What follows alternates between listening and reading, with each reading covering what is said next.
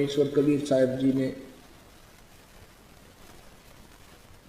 फिर आप जी को संदेश दिया है कि पूरे गुरु की शरण में आने के उपरांत आप जी ने कैसे उसके साथ व्यवहार करना है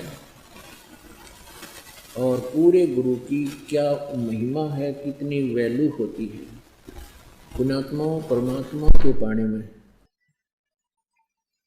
ये जो हमारी रीति रिवाज हैं ये भी बाधक हैं। परमेश्वर ने कहा है कि मन कर धीर बांध ले रे बौरे और छोड़ दे न पछलों की रीत। अब जैसे कल या आज जैसे भी राखी का त्योहार था, रक्षाबंधन का त्योहार था, इस रक्षाबंधन की क्या आवश्यकता है, क्यों इसको हम मना रहे हैं? ये काल के चलाए हुए अपने इस टाइम पास करने की खातिर, टाइम वेस्ट करने के लिए और हमें पीड़ित रखने के लिए एक ये रीति बना रखी है। पुण्यात्माओं, इस ज्ञान से परिचित होने के बाद हमारी आंखें खुल जाती हैं और जो समझदार बच्चे हैं वो इस बात को स्वीकार कर लेते हैं कि संत जो कहते हैं परमेश्वर का आदेश होता है, तो फिर वो स्वीकार कर लेते हैं, फिर वो समाज की नहीं मानते। एक बहन ने बताया कि जी उपदेश लेने से पहले मैं राखी बांधने के लिए अपने भाई के वहां घर गई।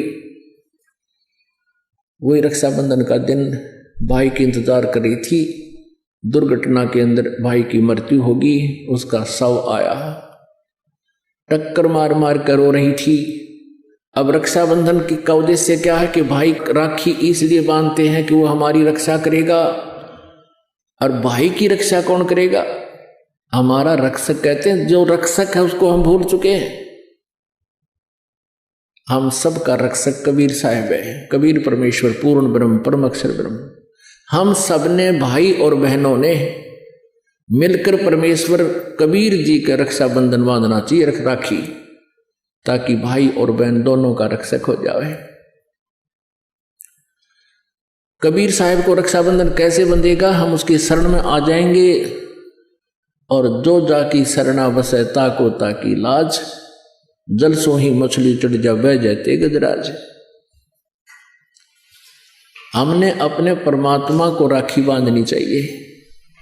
और दूसरा एक और दुख पैदा करती है ये रक्षाबंधन का दिन, जिन बहनों का भाई नहीं, अब वो रोती हैं पिछले कमरों में बैठ कर अकेली, आए हमारा भाई को नहीं, हम किसके राखी बांधेंगे?